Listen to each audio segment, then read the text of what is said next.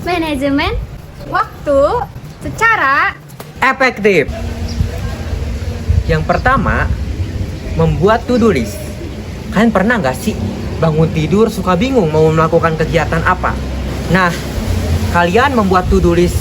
Jadi to-do list di sini yaitu berisi daftar-daftar kegiatan yang akan kalian lakukan di pagi hari.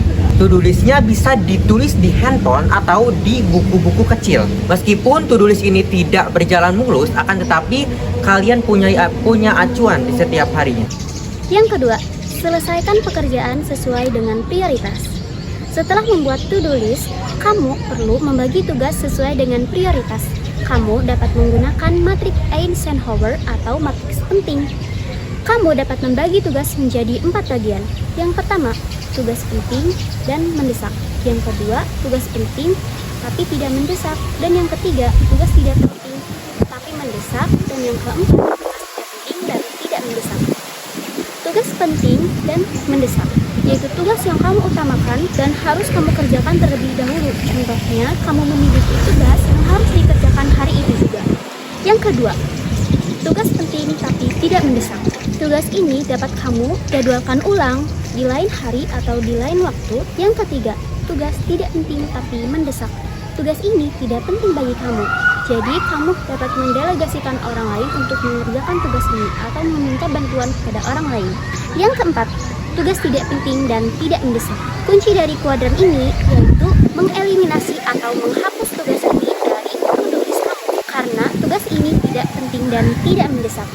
Menyusun tugas berdasarkan prioritas bukan hanya memudahkan kamu untuk mengerjakan tugas penting terlebih dahulu, tapi memudahkan kamu untuk mengalokasikan waktu dan energi kamu untuk hal yang lebih esensial.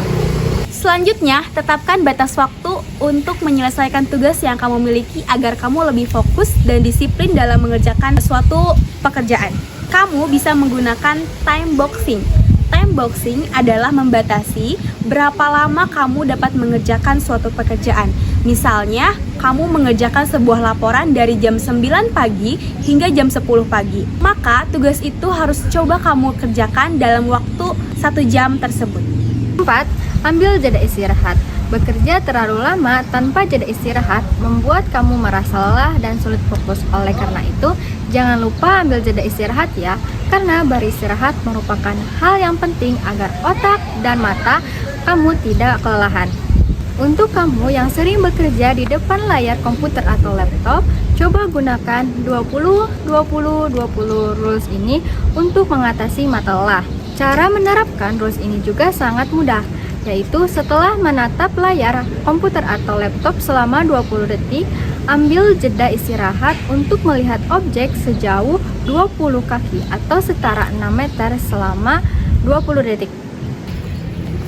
5. Hindari multitasking. Multitasking dapat menurunkan produktivitas sebanyak 40%. Ketika melakukan multitasking, kita cenderung sering berganti-ganti task untuk menyelesaikan semuanya, sehingga membuat tugas tidak terselesaikan dengan maksimal dan membuat kita jadi lebih mudah capek. Otak kita akan lebih fokus ketika kita mengerjakan satu tugas dalam satu waktu. Jadi, multitasking tidak selalu bagus ya. Coba untuk lebih fokus mengerjakan satu persatu pekerjaanmu dengan disiplin agar hasilnya maksimal. Itu dia 5 tips manajemen waktu yang efektif. Semoga bermanfaat.